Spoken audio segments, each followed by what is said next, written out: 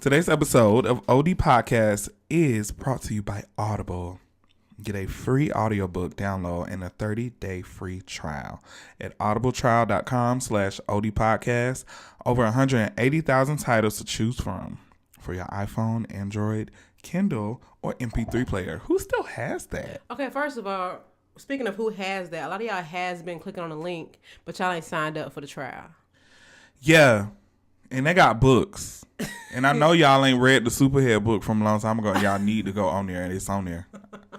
It's a lot of stuff. It is a lot of books. Okay, number one, I see a lot of y'all are visiting the link. Thank you. But you're not clicking it. No, you're not signing up. And I don't know if it's because you already used your trial up. But guess what? I know you got at least 6-7 email address in the disposal. Okay. That's what I'm saying, dude. So right now the book I'm about to start reading this week is Anxiety. Oh no, it's called Shook One's Anxiety Plans Tricks on Me. That's Charlamagne's most recent book. It's about anxiety, how he went to therapy, all the good stuff, etc., etc. So while I'm reading that, y'all better be reading one too, because I see y'all clicking the link, but you ain't signed up for the trial. Now, do you want us to keep working our regular job or no? You know what? I gotta lead by example too. Maybe I should start a book as well.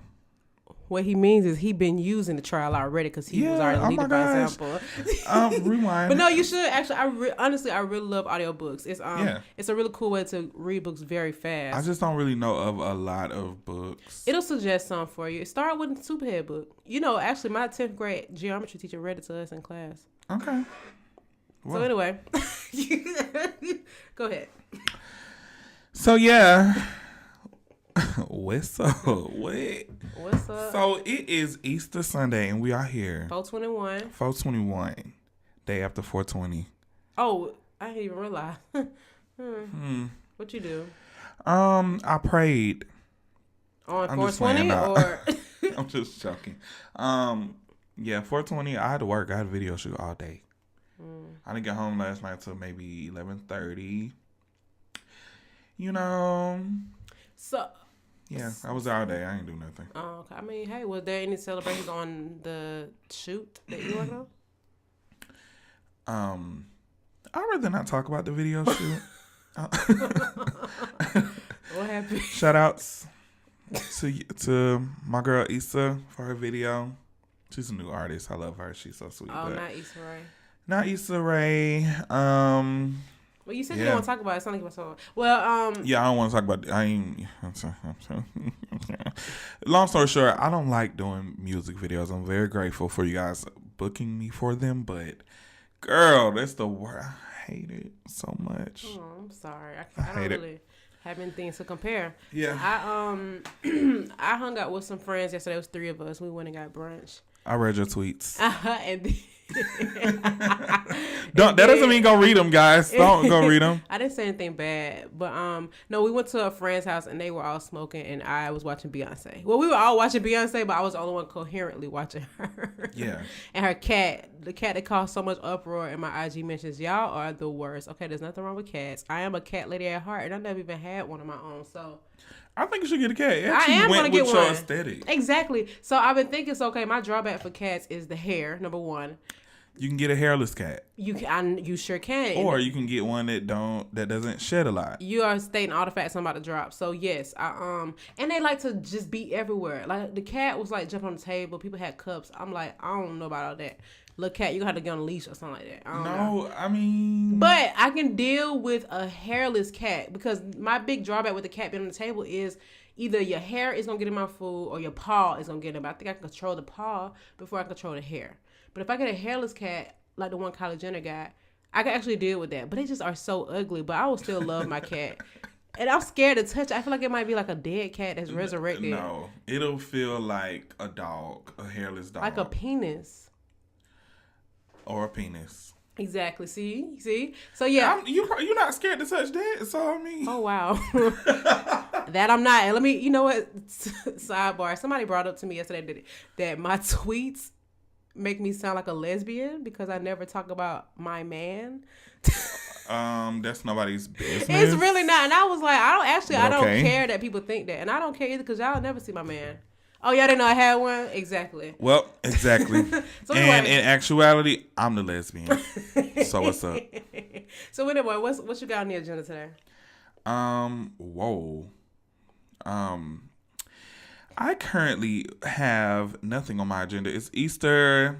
I meant for the episode. So on the agenda today. So guys, to make our show much more interesting. Whoa. You need to watch your words. First of all, it's already interesting. Okay, much period. more. Y'all much went more. up on that last episode. I appreciate it. Yes. For real. So we're going to add 2 new things to each episode. Segments is what he's talking about. Correct me. You better be an encyclopedia, thesaurus, dictionary, and all of the things. Okay, you are reading me. Okay, keep going. Anywho. So, our first one is called Hotlanta Highlight. So basically what it is, if you guys don't know this, I know we have listeners from all over. We are based in Atlanta. And we probably ain't moving no time soon, child. We just gonna be here for the time being. I might. Oh, when do we do? Okay. So I'm just playing. But no, so we're gonna highlight different businesses, that we try, nail salons, food places, anything, and more than likely it's gonna be black owned because that's just what we do. Period. And then our second one is Shop Talk. Now I know y'all, male and female. I know y'all been in the hair salon, in the barbershop, nail salon. There's always different conversations that are being had in there. And initially, we don't really talk about pop culture, but it's inevitable. As you can see in our some of our recent episodes, it just kind of slid its way in there. So we can't escape it. Oh, so, I see what you did there. Yeah. So I don't have to question. Okay. We can't escape it. So we're going to have a segment called Shop Talk where we just talk about what's going on in current news and, all y'all favorite online blogs, Shade Room, blah, blah, blah. Personally, let me just throw this out here. Little mini plug for somebody I don't know. But I like the neighborhood talk. I prefer them over Shade Room, Baller Alert. Okay. Nothing wrong with them. I don't shame other people's businesses, but I do like the neighborhood talk. It's Kyle from the Shade Room. He's the one who came, original Shade Room.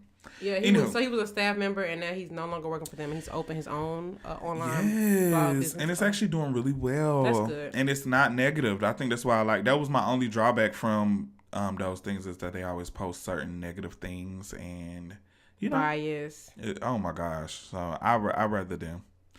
So yeah. For today, do you want to do our Hotlanta Highlight? Yes, actually, so, this is go. So Hotlanta Highlight for this week, y'all. It's a tongue twister. I'm sorry. The Hotlanta. Yeah, say it slow. The Hotlanta Highlight for this week. Period. Carisha. The Hotlanta Highlight for this week is a place that me and Draco. Did you go? Was that your first time going? That was my first time. So we both went for the first time with Kimberly Smedley, who was on a few episodes back. It was shout out to Kim. Period. Plant-Based Pizzeria on Ponce. Let me tell you something. So many people have asked me about that place ever since I posted it. And I put my coworkers on. So y'all, basically it's a pizzeria, clearly, but they specialize in vegan solutions. I think it's 100%. I mean, obviously it's plant-based, so everything is vegan. It's 100% plant-based. But yeah, for those of you who don't know, me and Alicia both have eliminated meat. Now we do still eat seafood from time to time.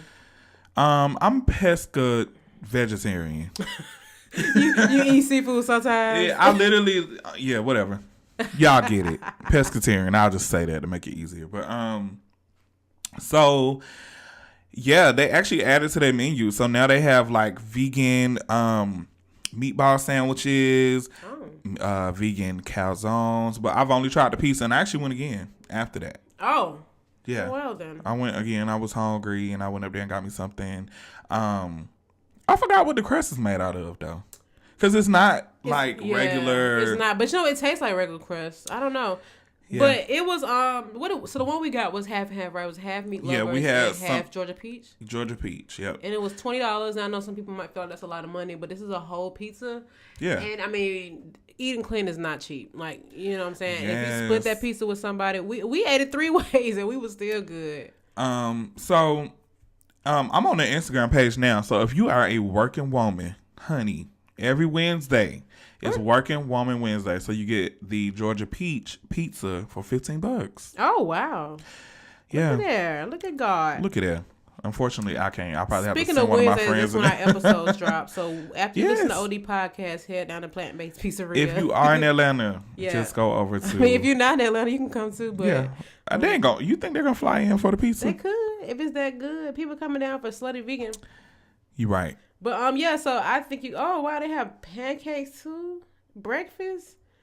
Okay. Y'all Yeah, pushing they it. their business is growing really fast, so they That's keep good. adding to it, which is a good thing, which I'm glad about, because I need more options. I think that my gripe with being vegetarian now is that a lot of times we don't have a lot of options, so I have to make stuff on my own, which I don't mind, but I'm always on the move. Like I want to go Just somewhere eat to just pick celery. up and celery. It's been days I just straight up ate a cucumber, a whole cucumber. Oh wow. I know. Well, me. Poor I get the Tim. pizza. I give it a 9 out of 10. I give it a 10 out of 10. I was gonna say 10 out of 10 initially, but I think the price is what makes it a 9 out of 10 out of 10. Well, in their defense, I do know that organic food is not cheap. Yeah, that's what I was just saying You earlier. know what but I'm saying? Like I still organic, and then they use whatever they use for the crust and all the other stuff. I'm pretty sure like none of that stuff is expensive, so they have to make their money back. I give it a 10 out of 10. There you go. See. Period. No, I agree. Okay, cool. So y'all check out. They actually have an Instagram. It's at Plantbased Pizzeria, spelled exactly how it should be. Yes. And their hours are listed. Their location is listed. They have a website, and you can check out pictures of the food. We actually, if you go on me and Draco's pages separately, we both have posted from this place. So Yes. check it out. So, our next segment, we are reporting live from OD Podcast Salon. It's on Campbellton Road. And was at Tate's Place. Yes, Tate's Place. Shout out to Tate's Place. Another black. I don't drop 2 other black businesses on here. Look You at know, that. we always trying to plug some people in to make some more money. Bring some more people in because we need it too. Just how we plugging y'all in, plug us in. Repost us. Period. Talk about us. You know, even if you want to be a guest on the show, whatever. Just rate us 5 stars on Apple. That's what you need to do. So, anywho, I think that we should just have one topic on this shop talk for this week because who else? Beychella. Yes. First of my all, God. Yeah, first of all. You tell me your thoughts on it. Okay, me so your you thoughts. know, I ain't really been a stan for Beyonce, but don't get it confused. I've always been a fan of her, obviously. Okay. And how could you not be, right? But Yeah. I've never been somebody who identified as a member of the Beehive, but I will say this weekend I was inducted. Yes. And Welcome. let me Welcome. tell you something. I swear to God, I don't think the documentary was on for 2 minutes, and I was about to cry. Like, I swear to God, I'm just listening. My exact words. I think I repeated the same 3 statements, like, how? Yeah. Who? And that's somebody's mama. Yeah. I was watching it again this morning, and I'm a part of the Beehive, so I definitely pay attention to everything Beyonce does, okay? Honey, how can you keep up? This lady, okay, she had a rehearsal.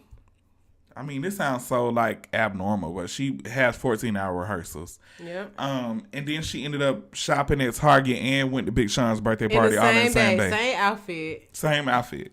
Yeah, she's fire, man.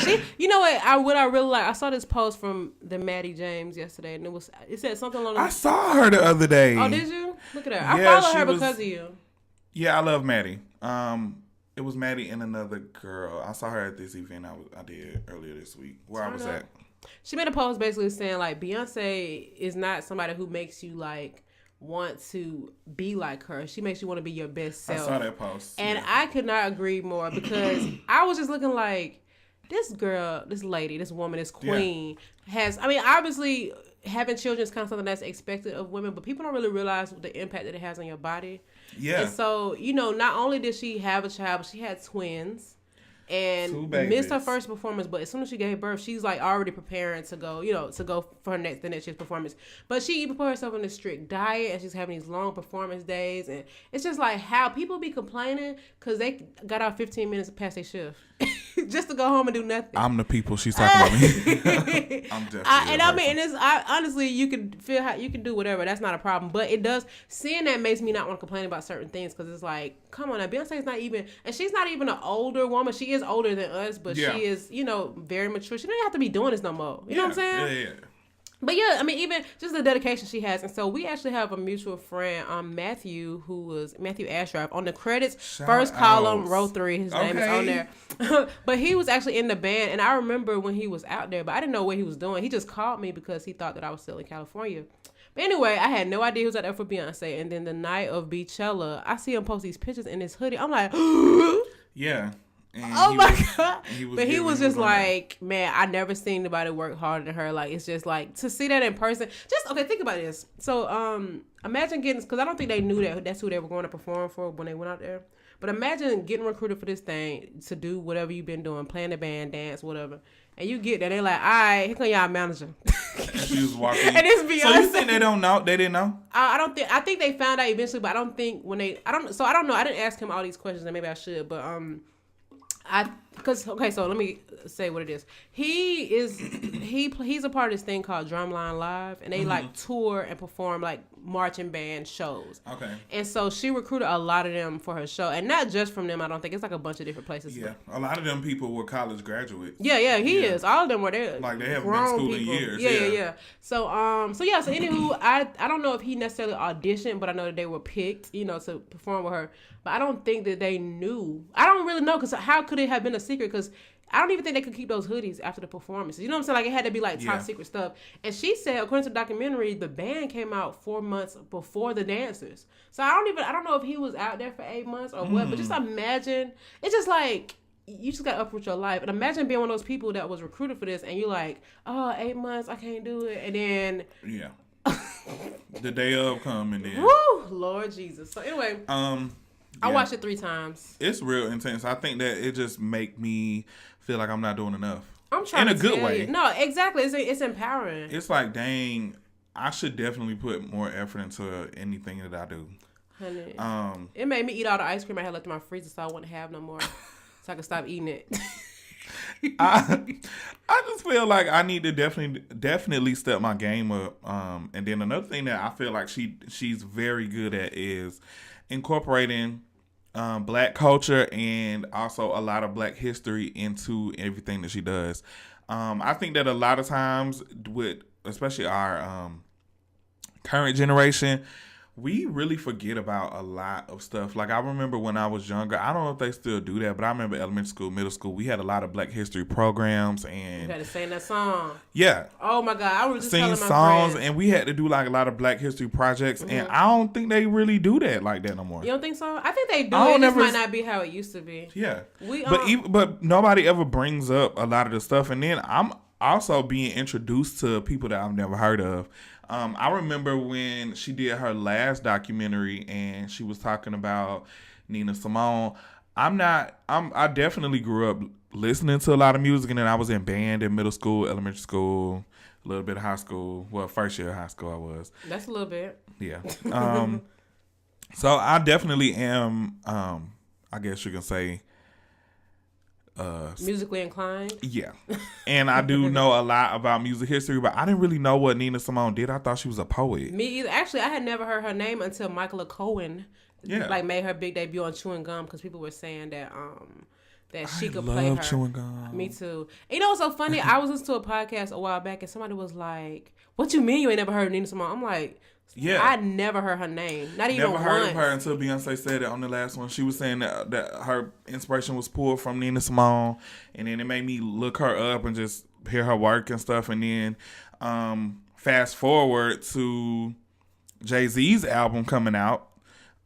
He had a song where he sampled Nina Simone's Strange Fruit, and I was like, oh. Yeah, I heard of the song Strange Fruit. I have not done that much research. I Googled her in the moment, but I didn't do like a deep dive. Yeah, it's just interesting the stuff that you're exposed to, because I remember offline we were talking about how some artists might not be aware of their predecessors. So it's like, how do you not know this person's song? They paved the way for you, but like, Is that obligatory? Like, I don't understand. No, I feel like it's not. I mean, it's good to know, of course, because you would want to kind of know your history of something that you're doing. But in a way, I feel like that's kind of discouraging to an artist to just automatically assume that they should know that, because it's like, girl, I'm creating my own lane. I'm trying to create something that is different, or it's something that I relate to. I mean, I understand that y'all feel like people should know stuff, know something about people that came before you, but realistically, this is your art.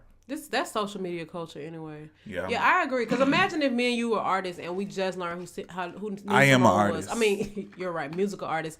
But imagine us tweeting, "Oh, who is Nina Simone?" and getting dragged because we literally did not know. Yeah.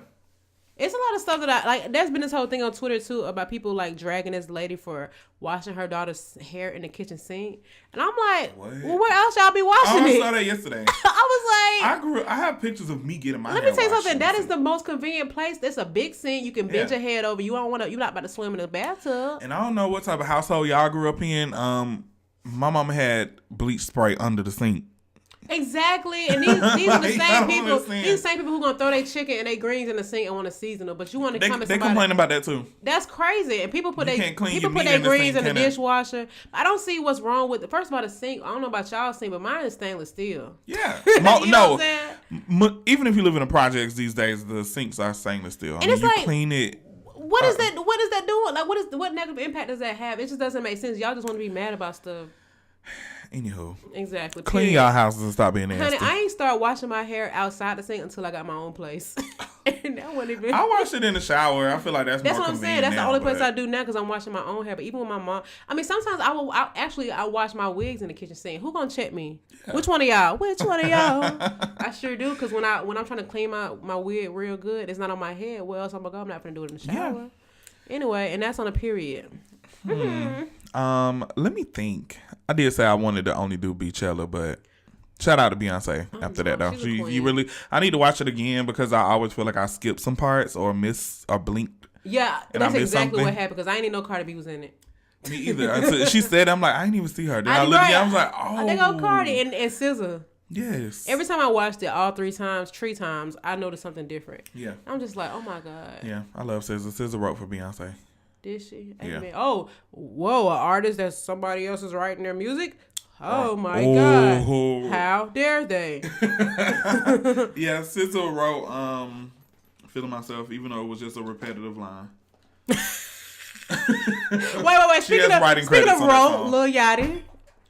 Oh, hold on! I forgot about that. Oh, whoa! Let me did you get that from the Smile Direct Club? Oh, that's the real one. All right. I use real stuff. But you know. Ooh. Real chapstick, give up by the... No, okay, so first I have two things to say. Number one, Lil Yachty, you fired for writing that song. But why you give Carisha all them lines on that in that verse? Because I can't keep up, and I don't know if it have anything to do with her rapping or the bars. It's just like my ears bleed when I hear it. I just can't. And I love the song so much, but I hate that verse. I really do. Yeah, obviously Carisha is not a rapper. She's not a rapper, but she just is a product of her community, and this is her way of expressing it. Period. It ain't nothing wrong with it. I just felt like he could have took a line out. Anywho, people were saying stupid stuff like, "Oh, Lil Yachty had to be thinking gay to be right." I'm like, do y'all know how many people write for your favorites? Yeah, The Dream definitely wrote a lot of Beyonce songs. Okay. I've heard the male version of "Go Girl" by Sierra that T-Pain wrote. And Didn't we used to play that? Yeah. And he used to sing, and Chris Brown. Chris Brown definitely wrote a lot of songs for Carrie Hilson and everybody, and he was singing. It was a song we used to play that Chris Brown was singing for somebody else. I remember a Carrie Hilson song. Yeah, it was. Was it number one?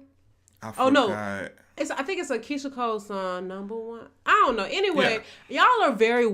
I don't want to say y'all are weird because I guess this is just like shaming people for not knowing Nina Simone is. But do you really think that you have to be a woman to write a song for a woman? Do you not have to know that a girl don't give a F about a dick to write the song? You get what I'm saying? Like, this man is on the label with them. He knows them. Just like in school back in the day, it was okay for guys to play gay.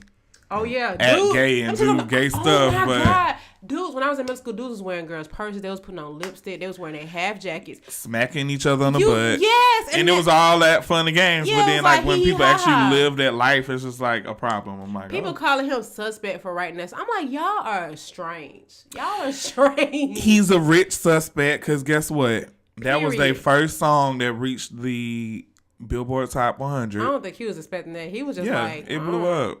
So shout out to City Girl. Shout out to Lil Yachty for writing these tracks. Apparently he wrote Clout Chasing too. I believe it. Do. I was like, wow. So now I have to, when I listen to it, I'll be listening to it in It's voice. so funny because back when CD buying was a thing, I used to always look at the credits because that's how I used to find out the artist's real government name. Now you gotta scroll down. Well, I like Tidal. Tidal has. All right, thanks. Sorry. Oops. So I'm just playing. Anywho, y'all, I'm really excited about today's topic because it is something that I have struggled with in the past. I feel like I'm like 85% over it. What about you? Well, I know what the subject is, and I'm not over it because that's a way of my life. So anywho, today I don't want my friend to sound problematic. She's not. She said she don't care. She just shrugged. Give up, bought up, big Birkin bad hoe, 5, 6 figures, stripes some out, so they call it known as scamming rich. Shout out to Yachty. Anyway, go ahead. Today's topic is about holding grudges. Oh Lord. Period. Let me tell you something. My name is Grudge-iana. Okay. I ain't even gonna say Grudge-iana. It's more so don't forget Iana. Okay. Period. Grudge-iana. Anyway, what's your stance, boo? My standing, first of all, I was very horrible. I don't want to be that person to blame it on my zodiac sign. I'm a Taurus. You've been doing it all day on the timeline, so might well keep it up. Yeah. I mean, a lot of the characteristics for Tauruses, they're true. I try to break them though. But that's true for me too, and I'm an Aquarius. How that work? I thought you probably got Taurus rising. Oh, so I don't got no rising. I exfoliate. Wow. You probably do got a Taurus rising, Taurus or Taurus rising. I'm gonna look into it. This rising stuff is new. We ain't know that in high school. Yeah, you got to know like your date of birth, of course, and the time. Okay, carry on. Anywho, I feel like I've grown out of it just because I have my way of thinking now is, I really feel like I have to really consider the way people have grown up in the way they treat people. Yeah. That's my way of dealing. So in my head, I'm like, you know what? Realistically, this is just probably how they deal with stuff. And I don't give them a pass on it, but I definitely will just tell them like, hey, you need to get checked out. Because they hold grudges or just how they react to stuff? How they react to stuff, but also that in the past that has caused me to hold grudges against people just because of the way they treat me or I see them treating other people, and it's just like I don't want to be around them. I don't like them. I would never talk to them again. I'm blocking them. Blah blah blah. Drag me. And I feel like that's me running away from stuff, and I need to face it head on. So okay, another Taurus trait that. You are holding grudges because you don't like them. So do you feel like that's a problem? Or they do something that irritates me or that I don't like. And I feel it's not necessarily a problem with them. Okay. The reason I'm asking, so these are people you still associate with. You just feel a way about them like whenever you see them? No, I don't. I won't even associate myself with them. Me too. Period, I just feel like in a way, realistically, it's not. I don't necessarily say holding a grudge is bad. I mean, or good, but in the same breath, I feel like sometimes you just don't want to be around people just because of the way they thought process, the stuff they do to people. Stuff they do. And I don't necessarily think you should hold a grudge. I think that you should just, forgive and forget. No, you just don't have to be around them. See, it's I don't dislike them. But I just don't want. I don't want to be around that. So live your life. If I see you out, hey, how you doing? Nice shoes. Bye. Nice shoes. So okay, my thing is it don't really take. So I don't really get mad at people per se, but I do peep stuff and I like take mental notes. Right. So if somebody is really shady or is trying to try me on some low key weirdness, then I will, just take a note and just cut them off. But sometimes if people really make me upset or do something that's just straight out trifling. I will get mad at them. I will cut them off. But I don't know if these things are considered grudges because I just don't want to see them again. You know what I'm saying? So is that grudgy? Because let's define grudge. Yeah, look at it. I don't necessarily say. I think that grudge is when it's like evil intent. Okay. To me. Like, that's how I perceive it. From that person. Like, say, for instance, if you know that you don't like somebody. We grudgy. Huh? A persistent feeling of ill will or resentment resulting from a past insult or injury. Dang.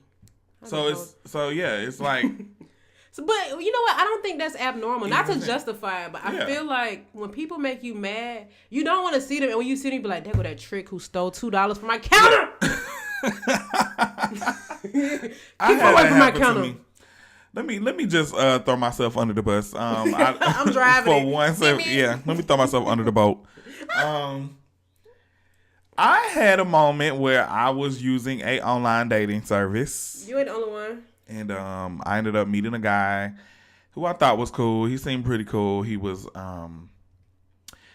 he kicked it to me like he was into reading books and he was very adventurous and all sorts of stuff. I'm like, you know what? I had just got out of a relationship.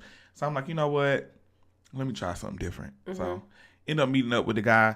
I didn't intend on him coming back to my apartment, but he did.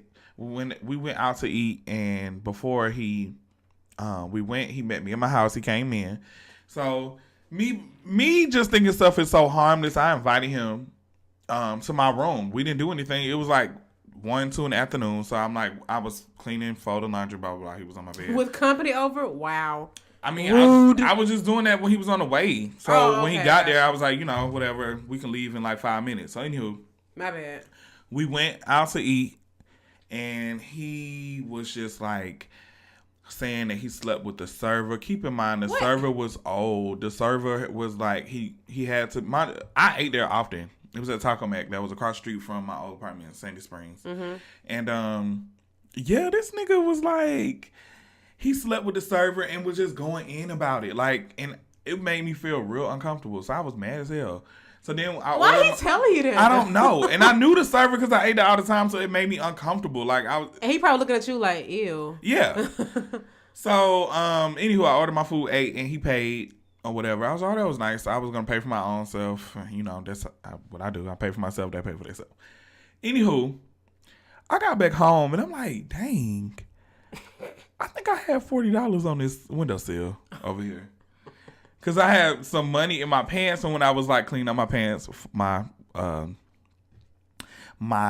laundry or whatever. So in my head, I'm like, that boy ain't steal my money. I just probably misplaced it. It was on the windowsill that I remember. Anywho, in my head, I was just like hating that boy because of how he was acting on the date and the stuff he was saying. Then in my head, I did. After a while, I'm like, he did steal it because it's not in here. Yeah. So months down the line, like I used to see him out. He ended up being friends with somebody I knew, so I would see him all the time. I just would just be pissed. Like I see him, I ain't want to say nothing to him. I would have a whole attitude. I never confronted him about it because I'm like, whatever. It was $40, but that was mine. Anywho, and like 5 months after that, he called me from a number that I didn't know and was like, hey, I owe you some money. I'll be like, you do. He apologized about it, and he was just like, it's been on his conscience and blah, blah, blah. And so after that, I went off on him. Yeah, I was like, you broke ass nigga. I'm like, you probably needed it more than I did. So you ain't getting that money back now.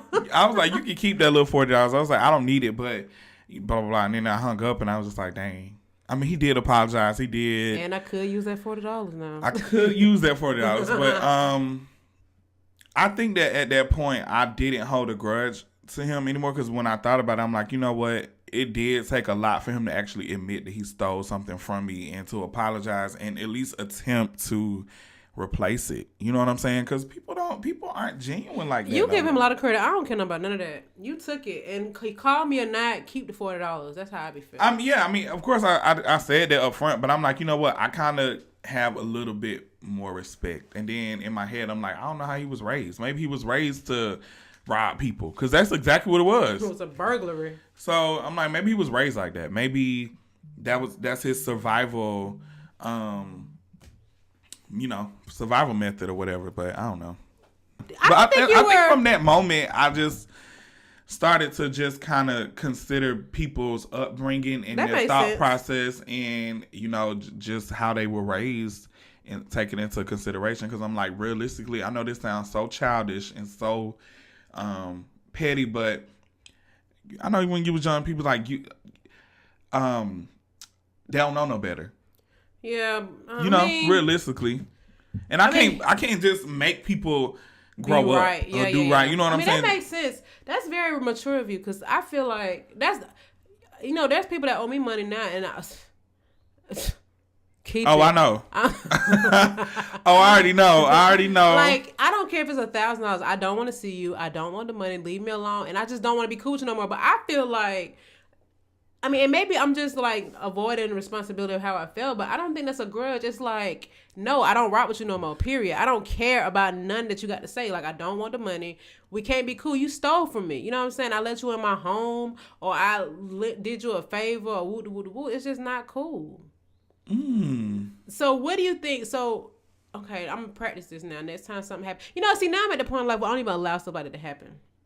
So I don't even know. But the people that owe me money, you would never speak to them again. Well, no, not that. I can align it with how they were raised. Oh yeah, like realistically, it ain't. We're not therapists. I get it, but I think that taking people's upbringing and how they were treated as an adult or treated by people, I take all that into consideration, because you're doing it for a reason. Yeah. You know what I'm saying? So, okay, man, I ain't ready. I get it. Yeah. I get it. Okay, well, I get it. Do you think somebody's holding a grudge against you out there somewhere? Definitely, and you know what? And it may be just me being a tourist, but their reasoning to me for holding a grudge, may be because of my envelope attitude. AKA nonchalant. Yeah. But my nonchalant attitude about things, like when I approach things and it's talked about afterwards, I'm just like, I don't care. And I think that people automatically assume that just because you forgive them and you look past stuff that they've done and you've accepted their apologies, that things should go back to normal, and it doesn't. It does not. Not with me anyway. Definitely not with me. So I'll see you out in public. I'm not rude. I'll speak. Like I said, hey, how you doing? Nice coat. Shut up with these one-off compliments. So after that, it's like, move on. I'm not finna sit and have a full conversation with you. We not that cool like that, And people need to realize that some of they characteristics be bringing out some negative mental health issues in themselves or in other people. In me, just speaking from personal opinions, like I can't be around certain people that do certain things because it triggers some things that that I don't feel comfortable being around. And I don't necessarily have a problem with you. I just have a problem with the things that you do. Yeah. Yeah. I think, and I'm asking myself this question: are there any people who are out there holding grudges against me? So I want to say no, but there are two people, well maybe one, that just abruptly stopped talking to me and blocked me, and we actually did not have enough interactions on a personal level for that to happen. But I feel like it was some guilt on their end about something that they probably thought they were trying to do damage control before something happened. But I was never going to do that thing that they were trying to protect. And I have recently cut off somebody who was a really good friend of mine. But now sometimes I do think about it. I be like, I probably shouldn't have did that. But I just was so in shock. Like, I feel like this person just turned into a different person, and they let somebody else tell them how to handle something or tell them what to say, like feeding them words. And I'm just like me, you know what I'm saying? Not to my own horn, but I'm a great friend and I'm very trustworthy. But I don't know, this person just valued something else over our friendship, which is fine. Do what you want to do. And so I checked them real proper like, and then I blocked them. And that's just what it is. But sometimes I be thinking like, we had a great friendship. Yeah. But I don't play that. You know what I'm saying? And I don't even think after the situation we could have still been friends on that level. So to me, it's like, bye. You know what I'm saying? But that could have something to do with me, because I've never had to address issues. Like, okay, so I know people who grew up in households where they had to address issues like as a common practice. It's like, no, if this happened, this is how you need to, you know what I'm saying? Like not necessarily fake art, but like debates with each other, and like in a healthy way to like understand how to express yourself. I didn't. So like like I would always be in my room with the door closed, and when drama happened in the house, it was like a bunch of yelling, and I got tired of dealing with that. So now when stuff happens, I'm cut it off. You know what I'm saying?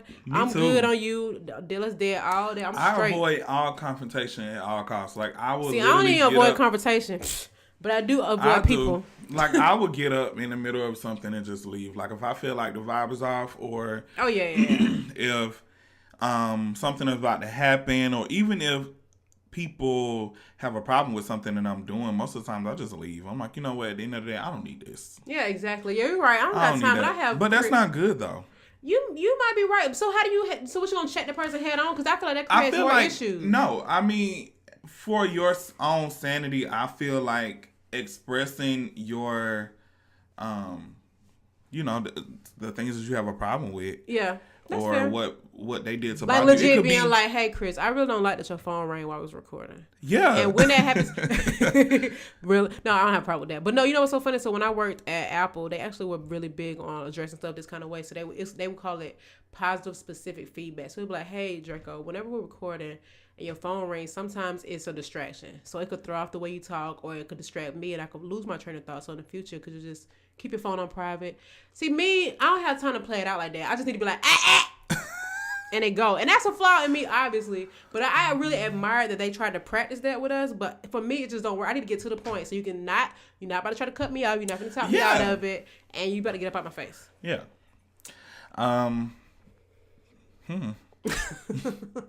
So I think that. So what do you think that we should do? Or what do you think will work for you? Because I can't say what works for you. I think for me, it is literally addressing what bothers me. I think that'll make you feel better. I think that makes anybody feel better. I know it will, actually. It's just kind of irritating sometimes, because sometimes you don't even feel like doing that with nobody. But yeah, because sometimes you know people well enough to know that they won't even receive it. Or they might. Who knows? But a lot of people have so much pride that when you try to approach them on a mature level, they still act up. You know what I'm saying? Or they'll turn around and talk to people in a negative way about you and kind of like downplay what happened. But they know what's up.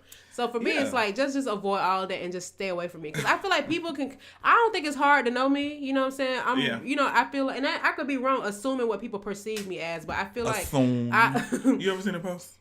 I don't think so. Okay. I'm sorry. Never mind. Hey, Chris, when I'm talking and you... No, I'm just playing. No, I really do. And this is factual, because let me tell you something. I'm not really good at vocalizing what's bothering me, but I can write, baby. I can write, honey. I'm a writer. And so I will express myself via text message very clearly, because it's easy for me to get my thoughts out. But when I'm talking, I really can't do it. It's really hard. And I don't understand. I mean, I know I can do it, but it's difficult for me because I lose my train of thought. I can't focus. I start stuttering. I pause. It's just really weird. But if I write it out, I can tell you exactly how I feel. It shouldn't be that way. Yeah. And that might work for me and not others. And I feel like back in the day, typing stuff out wasn't an option. Yeah. So what was I going to do? So I think that I need to just vocalize what's bothering me to that person in a non-embarrassing way, not in public. You know what I'm saying? Yeah. In a way that they can understand, and then just hope that they receive it the right way. But, you know, some people, they're not used to people coming at them like that, so they might still reject it. That actually was a problem that I had with BB. Really? She was too vocal about BB did not care. She did not care, but as I've gotten older, I've grown to like really appreciate that about her. Because like, I never got to know what she's thinking. She definitely is going to tell me anything that's on her mind, and you know what I'm saying? Like, whatever. So, yeah, BB, you whatever, girl. Yeah, no, BB had I'm tired of shouting out on you know what? this. She is telling how it is. She used to tell me about somebody that I was with in a relationship, and she was probably right. Oh. So anyway, yeah. So I'll talk about that off air too. Anyway, so do you have anything you want to share before we wrap up? I think by the time this episode airs, it'll already happen. Oh wait, no, this is coming out this week. Okay, cool. So on Sunday, April 28th, I'm having a class at the NARS Boutique in Atlanta. I think I talked about this before, but yeah, we still got some tickets left. I'm excited. It's gonna be from 5 to 7:30. Okay. So it's not gonna be that long, but you're definitely gonna learn a lot because I teach a lot. Yeah, I'm trying to make it as informative as possible. I'm so excited. It's gonna be my first time not looking at YouTube. Yeah. This is also helping me because I have really bad social anxiety and anxiety for like speaking in front of people. Mm-hmm. So I've been like taking all these type of things just to kind of help me deal with it. Yeah, I think head on. Well, I ain't judge you. This is how I try to look at it. These people that you're speaking for are coming to hear you talk. They want to hear you talk. So there's no reason for you to be nervous. These are not people that... Yeah, you saying that, but my body is saying something else. My brain is just like... Your mouth saying no, but your body is saying yes. Okay, cool. Well, I'm excited to be there, and I am hoping that we see you all there. What else do you have? Nothing. All right. All right. Well, that's been another episode of OD Podcast, guys. Follow us on the gram. Every week I put all of our links in there, but leave us an email, follow us on the internets, and rate us 5 stars. Period. Okay. All right, we out, shawty. Bye. Bye.